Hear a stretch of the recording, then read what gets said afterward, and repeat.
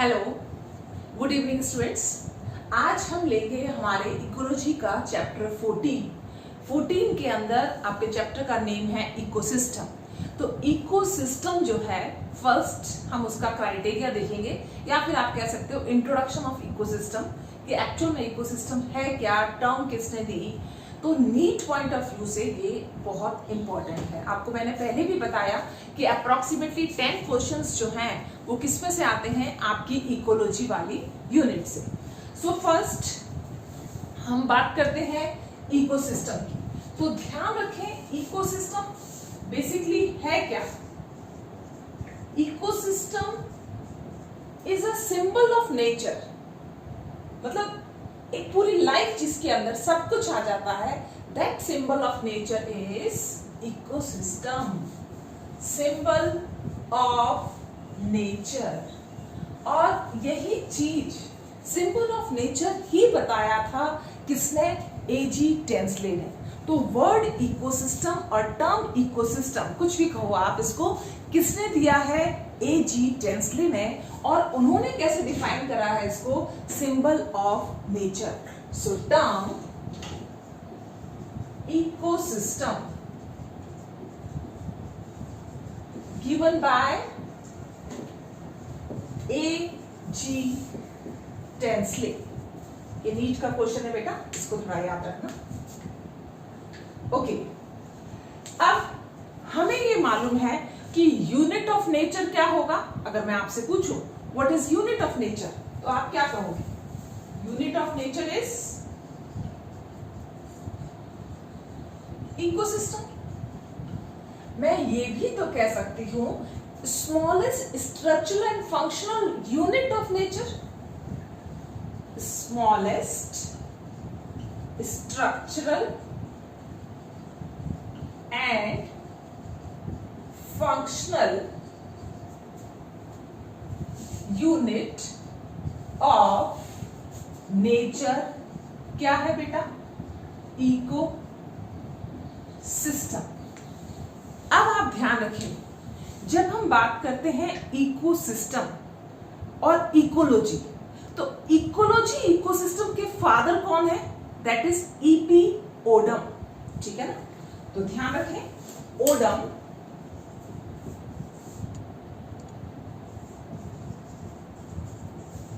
he was the father of ecology ecosystem। ध्यान रखना, father of ecology कौन है? रीटर। हम किसकी बात कर रहे हैं? फादर ऑफ इकोलॉजी इकोसिस्टम, यानी कि एक नेचर की इकोलॉजी को आप क्या कह रहे हो? That is ecology ecosystem and father was EP Odum. और इकोलॉजी के फादर आपको सभी को मालूम है, फादर ऑफ इकोलॉजी कर चुके हैं हम बेटा जी, दैट इज रीटर। ओके, तो आपको ये मालूम पड़ गया कि structural and functional unit of nature is ecosystem. तो इकोसिस्टम के अंदर दो चीजें आती है, बायोटिक भी आएगा और एबायोटिक फैक्टर भी आएगा। तो बायोटिक और abiotic factor having a particular boundary is known as ecosystem. Ecosystem में बाउंड्री होना बहुत जरूरी है। अगर बाउंड्री नहीं है तो इकोसिस्टम नहीं कहलाएगा। ठीक है? तो अगर आपको डिफाइन करना पड़ता है इकोसिस्टम, तो हम लेंगे next definition. Biotic, abiotic plus biotic factor of a particular area is called ecosystem।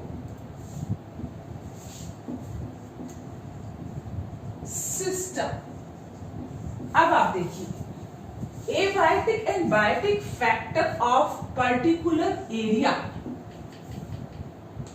which interact and form ecosystem is the better way। तो हम इसको थोड़ा सा चेंज करते हैं बेटा। abiotic and abiotic factor of particular area interact and form ecosystem. First ध्यान रखना, इसके इंपॉर्टेंट जो कंपोनेंट्स हैं या फिर आप कह सकते हो क्राइटेरिया जिसके बेसिस पे आप इसको इकोसिस्टम कह रहे हो, तो हम पहले कंपोनेंट्स ले लेते हैं। कंपोनेंट्स के अंदर आप क्या क्या देखोगे? देखो आप कंपोनेंट्स में फर्स्ट क्या होना चाहिए? बायोटिक फैक्टर, चाहे वो प्रोड्यूसर हो या फिर कंज्यूमर हो या फिर क्या कहते हैं आपका टॉप कंज्यूमर हो, ये सारे के सारे क्या कहलाएंगे? That is biotic factor. Even microbes भी क्या होते हैं? Biotic factor. ठीक है। दूसरा है एबायोटिक फैक्टर। एबायोटिक फैक्टर के अंदर क्या आ जाएगा? टेम्परेचर है, लाइट है,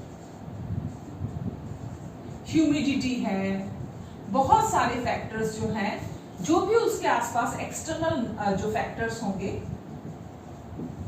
ETC, ये सारे के सारे क्या कहलेंगे? Abiotic factor. ये आपस में इंटरैक्ट कर रहे हैं, एक पर्टिकुलर एरिया होना चाहिए इसके लिए, ठीक है ना। नेक्स्ट रिक्वायरमेंट क्या है? एक पर्टिकुलर एरिया, ठीक है ना। Area means have boundary. बिना बाउंड्री के आप उसको इकोसिस्टम नहीं कह सकते। अब आप देखिए, जब आपने कहा बायोटिक, एबायोटिक और हैविंग ए बाउंड्री, जिसके अंदर क्या हो रहा होगा? एनर्जी फ्लो हो रहा होगा। बिना एनर्जी फ्लो के तो इकोसिस्टम रहेगा ही नहीं। तो next important thing is energy flow. जहां एनर्जी फ्लो होता है वहां पर न्यूट्रिएंट साइकिल भी चलती है। तो ध्यान रखना है कि दोनों कपल्ड रिएक्शन है, energy flow and nutrient cycle, ठीक है। Next, nutrient cycle. अब आप देखिए, आपके पर्टिकुलर इकोसिस्टम के कितने कंपोनेंट्स हुए? बायोटिक, एबायोटिक, एक बाउंड्री लाइन है और एनर्जी फ्लो हो रहा है और न्यूट्रिएंट साइकिल है। अगर ये सारी चीजें सब आ रही है पर्टिकुलर नेचर में, then that area is known as ecosystem. Whether it is a pond ecosystem, whether it is a grassland ecosystem, forest ecosystem, aquatic ecosystem, कोई भी इकोसिस्टम हो सकता है, ठीक है ना। लार्ज भी हो सकता है, स्मॉल भी हो सकता है। तो इसी को हम डिटेल में लेंगे इस चैप्टर के अंदर, ठीक है। तो नेक्स्ट जो है, किस तरह से ये थोड़ा सा फंक्शन काम करता है और स्ट्रक्चर का काम करता है, उसको हम देखते हैं। तो हमारा इंट्रोडक्शन वाला टॉपिक जो है इकोसिस्टम, वो हम कर रहे हैं। तो आप लोग इसका स्क्रीनशॉट ले लें, ठीक है। यस बेटा, नाउ एग्जांपल्स ऑफ इकोसिस्टम। अब आप देखिए, हम एग्जांपल्स लेंगे इकोसिस्टम के। इकोसिस्टम आप समझ गए हो, जिसकी पर्टिकुलर बाउंड्री होती है, बायोटिक और एबायोटिक, एनर्जी फ्लो और न्यूट्रिएंट साइक्लिंग के साथ में। फॉर एग्जांपल, हमने लिया फॉरेस्ट। फॉरेस्ट की बाउंड्री होगी, ठीक है, फॉरेस्ट इकोसिस्टम। अगर आप लेते हो ओशियन, तो ओशियन की भी बाउंड्री है, ओशियन इकोसिस्टम। अगर आप लेते हो पॉन्ड, तो पॉन्ड की भी बाउंड्री है, उसको भी हम क्या कहेंगे? इकोसिस्टम, ठीक है। आप सब क्या देख रहे हो? इन सब के अंदर क्या है बेटा? Natural boundary. अगर कोई ग्रासलैंड है तो उसकी भी क्या है? बाउंड्री है। तो याद रखना, इकोसिस्टम में बाउंड्री होना बहुत इंपॉर्टेंट है। इन सब के पास में क्या है? पर्टिकुलर बाउंड्री है। चाहे वो बाउंड्री इंडिस्टिंक्ट हो, मान सकते हैं, लेकिन बाउंड्री होना बहुत जरूरी है। अब आप देखिए, अपन एक एग्जांपल लेते हैं छोटा सा इकोसिस्टम का। ये सन है, सन अल्टीमेट सोर्स ऑफ एनर्जी। सन से प्लांट के पास में एनर्जी गई, ठीक है ना। प्लांट के पास में जब वो एनर्जी जाएगी तो जो प्लांट को कंज्यूम कर रहा है तो that is known as herbivorous. तो हर्बीवोरस के पास वो एनर्जी गई, ये एनर्जी जो यहां से आई थी, ठीक है ना, ये कौन से फॉर्म के अंदर थी? सोलर एनर्जी फॉर्म के अंदर थी। इस सोलर एनर्जी को प्लांट ने किसमें चेंज कर दिया? केमिकल एनर्जी में। इट मीन्स प्लांट्स के पास ही वो पावर है कि वो इस सोलर एनर्जी को किसमें चेंज कर रहा है? केमिकल एनर्जी में, ठीक है ना। जब इसने इसको केमिकल एनर्जी में चेंज करा तो ये एनर्जी हर्बीवोरस के पास पहुंच गई। जब एनर्जी हर्बीवोरस के पास में पहुंची है तो साथ साथ में मिनरल्स भी पहुंचेंगे, ठीक है ना। तो यहाँ पर मिनरल्स जो हैं वो भी क्या हो गए? पहुंच गए। एनर्जी और मिनरल्स दोनों हर्बीवोरस के पास में आई। अब इस हर्बीवोरस को किसी कार्निवोरस ने खाया, ठीक है। तो जब वो कार्निवोरस इसको खाएगा तो उसकी एनर्जी और मिनरल्स उसके पास पहुंच जाएंगे। अब इस कार्निवोरस की डेथ हो गई, ठीक है ना। तो डेथ होने के बाद में एनर्जी तो खत्म हो गई। अब एनर्जी फ्लो तो नहीं कर पा रही ना बेटा, एनर्जी का फ्लो तो ऐसे ही चला। अब एनर्जी क्या हो गई है? इस डेड वन के अंदर। इस डेड को या डेड मैटर को डिकम्पोज क्या करेगा? कौन? डिकम्पोजर्स। तो डिकम्पोजर्स ने एनर्जी यहां पर क्या हो गई है बेटा? स्टॉप। डिकम्पोजर्स ने इसको क्या कर दिया? इसका जो मिनरल्स थे उन मिनरल्स को इस डिकम्पोजर्स ने क्या कर दिया? इसमें डाल दिया सॉइल में, ठीक है। तो सॉइल के अंदर वो पर्टिकुलर मिनरल्स जो है स्टोर हो गए, ठीक है ना। ये मिनरल्स जो है इसके अंदर आ गए। सॉइल से ये मिनरल किसने लिए? प्लांट्स ने। और जब प्लांट्स ये मिनरल्स लेगा तो ये सोलर एनर्जी को भी यूज करेगा। तब क्योंकि इसके पास में क्या है? कन्वर्टर्स होते हैं, ये ट्रांसड्यूसर्स होते हैं ये। तो ये क्या करते हैं? एनर्जी को ट्रांसफॉर्म कर रहे हैं। तो प्लांट्स को आप क्या कहते हो बेटा? कन्वर्टर्स, ट्रांसड्यूसर्स, ट्रांसफॉर्मर्स, आप कुछ भी कह सकते हो इन तीनों में से। इन्होंने ही तो इस सोलर एनर्जी को, मिनरल को लेके वापस सर्कुलेट मैनर में लेके आए। बहुत बड़ा काम होता है एनर्जी को चेंज करना, सिंपल प्रोसेस नहीं है ये प्रोसेस किसके पास में प्रेजेंट है? प्लांट्स के पास में। तो एक बार फिर एनर्जी फ्लो होना शुरू हुआ। तो यहाँ पर हम एक चीज देख रहे हैं कि एनर्जी और मिनरल दोनों ने साथ साथ में फ्लो करा, ठीक है ना। लेकिन मिनरल की तो क्या हो रही है? साइक्लिंग। लेकिन एनर्जी की साइक्लिंग नहीं होती। इसलिए हम एक वर्ड लिखते हैं कि आप इसके कैरेक्टरिस्टिक्स ऑफ इकोसिस्टम भी लिख सकते हो, स्टिक्स ऑफ इकोसिस्टम, ठीक है ना। उसके अंदर आप ध्यान रखें यहां पर एनर्जी फ्लो इज यूनिडायरेक्शनल।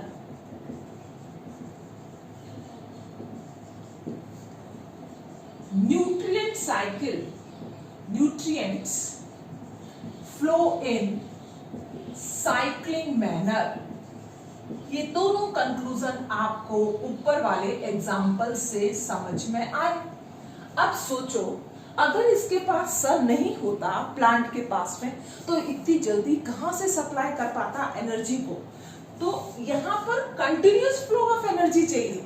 जब ये इसको खाएगा, ये इसको खाएगा, ये इसको खाएगा, फिर आगे बढ़ेगा, ठीक है ना। तो एक दूसरे को कंज्यूम कर रहे हैं, तो कंज्यूम कर रहे हैं तो एनर्जी फ्लो तो कंटिन्यूअस चाहिए। तो हमेशा अगर एनर्जी फ्लो कंटिन्यूअस चाहिए आपको तो आपको एक special major source of energy की जरूरत रहेगी for continuation flow of energy. क्योंकि यहाँ पर एनर्जी आते ही डंप हो गई। डिकम्पोजर्स तो टाइम लगाएंगे, फिर उसको यूज करेंगे और उसके बाद में उसको किस में डाल देंगे? रॉक में। तो ये फ्लो तो स्टॉप हो गया, ठीक है ना। और एक स्लो प्रोसेस भी है। सबसे पहले बात तो ध्यान रखना, डिकम्पोजर्स बहुत ही स्लो मैनर में काम करते हैं। दूसरा ये हमेशा किसके ऊपर डिपेंड करते हैं, एक्सटर्नल एबायोटिक फैक्टर, टेम्परेचर वगैरह कैसा है, बारिश के मौसम में ज्यादा हो जाते हैं, सर्दियों में कम हो जाते हैं, गर्मियों में भी कम हो जाते हैं, तो एक पर्टिकुलर टाइम में इनका कल्चर बहुत ज्यादा होता है। तो आप क्या देखते हो, एक तो स्लो है, दूसरा डिपेंड ऑन एबायोटिक फैक्टर्स। इसलिए ध्यान रखें, हमें कंटिन्यूअस फ्लो ऑफ एनर्जी चाहिए ही चाहिए। So we require continuous source of energy. तो सूर्य देवता नहीं होते तो क्या होता, आप सोच सकते हो, ये ठीक है ना। दूसरा, ये सिस्टम जो है सेल्फ मेंटेन है, सेल्फ रेगुलेटरी है, अपने आप रेगुलेट हो रहा है, आप कौन सा इसमें कुछ अपना पार्टिसिपेशन कर रहे हैं, नेचर इसको कंट्रोल कर रहा है अपने आप, ठीक है ना। तो ये कैसा है, सेल्फ रेगुलेटरी, सेल्फ मेंटेन, या फिर आप कह सकते हो सेल्फ सस्टेन्ड।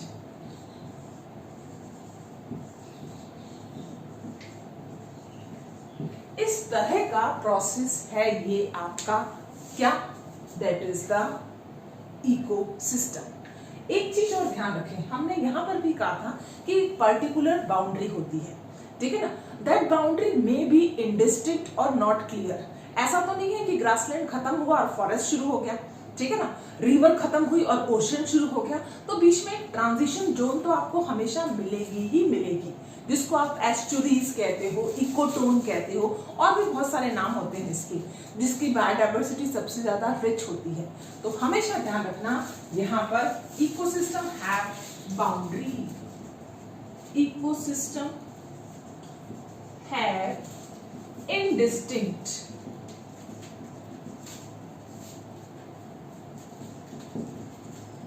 बाउंड्री, लेकिन बाउंड्री होगी विच इज ओवरलैपिंग, आप ये कह सकते हो विच इज ओवरलैप्ड। तो ध्यान रखें, अगर ये क्राइटेरिया पूरा है तब आप उसको इकोसिस्टम कहेंगे, ठीक है ना। तो ये कुछ कैरेक्टरिस्टिक हैं जो आपके फर्स्ट पेज में इकोसिस्टम के जैसे ही अपना इंट्रोडक्शन शुरू होता है उसी में एक्सप्लेन किए गए हैं, ठीक है। यहां पर ध्यान रखो, ये दोनों के दोनों कैसे हैं, कपल्ड रिएक्शन, ओके बेटा। सो these are the few examples of the ecosystem which shows they have a particular boundary, energy flow, nutrient cycle, and continuous source of energy, self-regulatory with boundary is the important characteristic of ecosystem.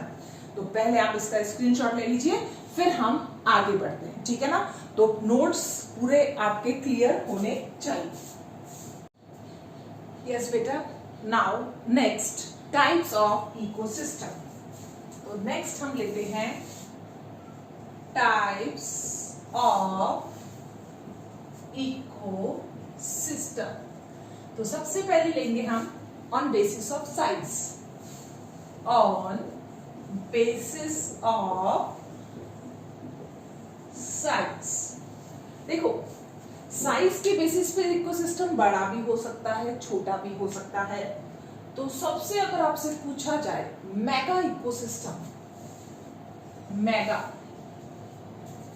कौन सा है, इस दुनिया में सबसे बड़ा ecosystem कौन सा है, that is the ocean, most stable ecosystem, boundary है उसकी, ठीक है ना। सबसे स्टेबल इकोसिस्टम अगर इस पूरे वर्ल्ड के अंदर कहीं है तो वो क्या है, ओशियन इकोसिस्टम। तो mega ecosystem example ocean, most stable ecosystem, अपने आप मेंटेन है, सेल्फ रेगुलेट है, सेल्फ सस्टेन है, ओके। मेगा, फिर आता है मैक्रो इकोसिस्टम, जो बड़ा है, सबसे बड़ा नहीं, सबसे बड़ा तो हो गया मेगा। तो तो मैक्रो इकोसिस्टम के अंदर आता है एग्जांपल आपका forest, different type of forest, temperate forest, tropical rain forest. तो फॉरेस्ट जो है वो किसका एग्जांपल हो गए हैं, दैट इज मैक्रो इकोसिस्टम। फिर आता है छोटा, that is the micro ecosystem. तो इस दुनिया में छोटा इकोसिस्टम जो है वो कौन सा वाला है, सोचो किसमें क्या लेके आएंगे हम माइक्रो इकोसिस्टम के अंदर। फॉर एग्जाम्पल छोटे से पॉन्ड को ले लो आप, एग्जाम्पल पॉन्ड इकोसिस्टम। पॉन्ड ज्यादा बड़ा नहीं होता है, छोटा ही होता है, तो आप उसको माइक्रो इकोसिस्टम में इंक्लूड कर सकते हैं। नेक्स्ट जो आपका आएगा दैट इज नैनो। इस दुनिया में बहुत ही छोटा सा इकोसिस्टम होता है जिसको आप नैनो इकोसिस्टम कहते हैं। पानी की एक बूंद, वो भी तो इकोसिस्टम है, उसके अंदर भी तो फाइटोप्लैंक्टन्स वगैरह है, वाटर है, खुद एक टेम्परेचर वगैरह सब मेंटेन हो रहा है, बायोटिक इफेक्ट एबायोटिक है, और पूरी बूंद एक बाउंड्री भी ली हुई है, ठीक है ना, चाहे वो बाउंड्री सरफेस टेंशन से बनी हो, लेकिन है तो बाउंड्री। अब आप देखिए क्या ये नैनो इकोसिस्टम नहीं है। अब इस वाटर ड्रॉप को आप ये नहीं कह सकते कि वाटर ड्रॉप आरओ की जिसके अंदर से बैक्टीरिया वगैरह सब आपने किल कर दिए, ऐसा नहीं। नेचर के अंदर नेचुरल वाटर ड्रॉप की बात कर रहा है। किसका एग्जाम्पल है, नैनो इकोसिस्टम का। तो इकोसिस्टम ये सभी कहलाए जा रहे हैं साइज के बेसिस पर। कुछ इकोसिस्टम कैसे होते हैं, फॉर एग्जाम्पल आर्टिफिशियल भी होते हैं, नेचुरल भी होते हैं। तो नेक्स्ट हम लेते हैं टाइप ऑफ इकोसिस्टम, आर्टिफिशियल और नेचुरल, ठीक है। Next second, artificial and natural ecosystem. अब आप देखिए, जब आपने कहा नेचुरल इकोसिस्टम तो नेचर के अंदर ये चल रहा है। अब नेचर के अंदर जो चल रहा है वो टेरेस्ट्रियल भी हो सकता है,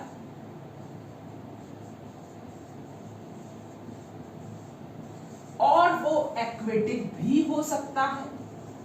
अगर मैं टेरेस्ट्रियल की बात करूं, टेरेस्ट्रियल की, तो टेरेस्ट्रियल के अंदर आपका क्या आ जाएगा, फॉरेस्ट है, ग्रासलैंड है, ये सब किसमें आ जाएंगे बेटा, that is the terrestrial. Forest ecosystem, ठीक है ना, ग्रासलैंड इकोसिस्टम, ये सब क्या है, these are all terrestrial ecosystem. Aquatic के अंदर फिर हमें चेक करना पड़ेगा, एक तो वाटर फ्लो कर रहा है लगातार, ठीक है ना, दैट इज द लोटिक, और वाटर स्टैंडिंग है एक जगह पर, that is known as lentic. तो एक्वेटिक को आपने फर्दर 2 पार्ट्स में डिवाइड कर, lentic and lotic. Lentic means standing water, जैसे कि आप लेक ले लो, लेक की बाउंड्री होती है स्टैंडिंग वाटर।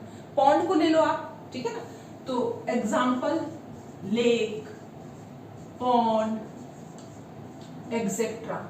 लेकिन जब आप करते हो बात रिवर की, ओशियन की, तो वहां पर क्या है, फ्लोटिंग वाटर है। तो फ्लोटिंग वाटर के अंदर आपका आ जाएगा रिवर, ओशियन, ये सब किसमें आ जाएंगे, लोटिक के अंदर। तो टेरेस्ट्रियल भी हो गए, एक्वेटिक भी हो गए।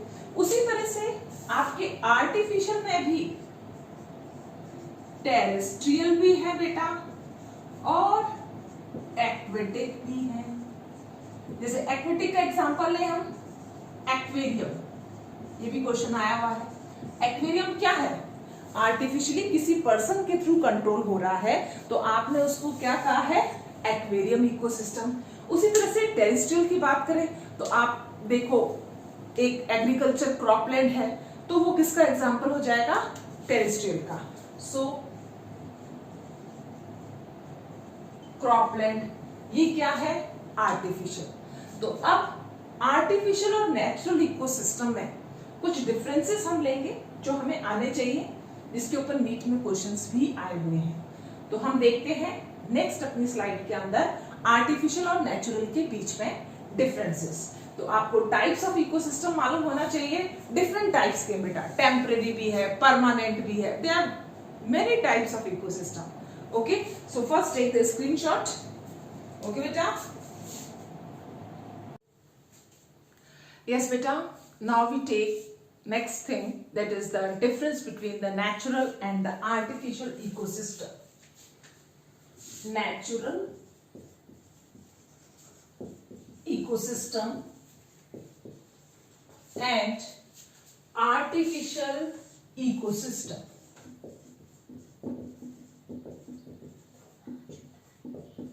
अब आप देखिए, नाम से पता चल रहा है आपको, as the name suggests, ecosystem which is formed by nature, nature itself formed the ecosystem, ठीक है ना? So formed by nature,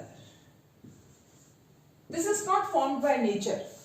In this some outer source is required, for example human, ठीक है, that form an ecosystem. For example cropland is known as artificial ecosystem, man-made ecosystem, man-made ecosystem. तो कोई भी system जब nature बनाएगा तो nature हमेशा self regulatory बनाएगा, अपने आप रेगुलेट हो रहा है। आप ना इसको ऑर्गेनिक मैटर देने जा रहे हो, ना आप इसको वाटर दे रहे हो, बट ये अपने आप को क्या करेगा, मेंटेन करेगा, सेल्फ मेंटेन्ड होगा, सेल्फ सस्टेन्ड होगा। ये सारी क्वालिटीज किसकी है, नेचुरल इकोसिस्टम, नॉट प्रेजेंट।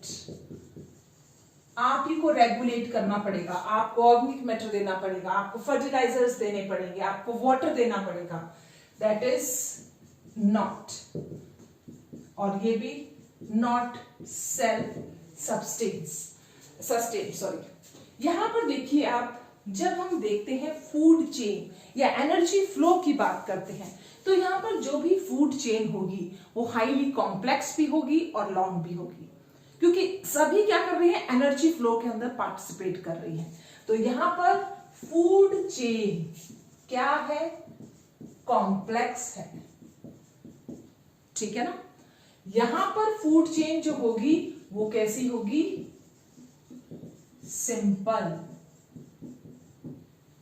ये अपने आप में पूरा कंप्लीट है, ठीक है, एंड लॉन्ग भी है, और ये कैसी है, शॉर्ट है, इसकी प्रोडक्टिविटी ज्यादा है, ठीक है ना। आप ये नहीं सोचे कि एक पर्टिकुलर एरिया में आपने क्रॉपलैंड में उगाया है, सपोज करो गेहूं, तो गेहूं बहुत ज्यादा हुआ तो प्रोडक्टिविटी ज्यादा, नहीं, प्रोडक्टिविटी चाहे आप बायोमास की लो, चाहे आप एनर्जी की लो, दोनों ही प्रोडक्टिविटी यहां पर क्या होगी, ज्यादा, ठीक है ना।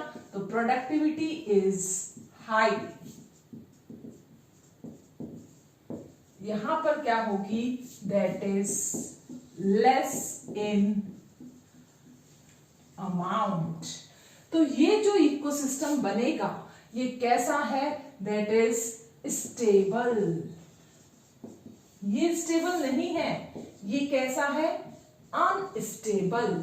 जैसे ही बाहर से कोई भी फैक्टर आएगा, इसके पास में कॉम्प्लेक्सिटी नहीं है, डाइवर्सिटी नहीं है, ये अनस्टेबल हो जाएगा। ये क्या है, मोर डाइवर्स, इतनी डाइवर्सिटी है जितना नेचर के अंदर प्रेजेंट है, आपको पता है, लेकिन यहां पर तो डाइवर्सिटी है ही नहीं, ये तो मोनोकल्चर या फिर बाई कल्चर हो सकता है अगर मिक्स क्रॉपिंग हो तो, ठीक है ना। सो लेस डाइवर्स, आप इसको कह सकते हो मोनोकल्चर। तो जिसकी प्रोडक्टिविटी हाई है, जो नेचर ने बनाया है, जो स्टेबल है, जो सेल्फ सस्टेन है, जो सेल्फ रेगुलेट है, वो कौन सा इकोसिस्टम है, नेचुरल इकोसिस्टम। इसके एग्जांपल्स हम जानते हैं, ocean most stable ecosystem, forest, आप ट्रॉपिकल रेन फॉरेस्ट को देख लीजिए, सबसे ज्यादा उसी की प्रोडक्टिविटी है। इस केस के अंदर आप एक्वेरियम को देख लीजिए और आप क्रॉपलेड को देख लीजिए, दोनों ही क्या हैं, लेस स्टेबल, ठीक है ना, क्योंकि यहां पर किसका इन्वॉल्वमेंट है, दैट इज ह्यूमन बीइंग, और यहां पर किसका इन्वॉल्वमेंट है, दैट इज ऊपर वाला। ओके, सो नेचुरल और आर्टिफिशियल इकोसिस्टम क्या होते हैं, एटलीस्ट आपको इसका आइडिया लग गया होगा। तो हमारा इंट्रोडक्शन वाला जो टॉपिक है, फर्स्ट और सेकंड पेज जो एनसीईआरटी का है, वो क्या होता है, कंप्लीट। ठीक है बेटा, तो आप इसका स्क्रीनशॉट ले लें।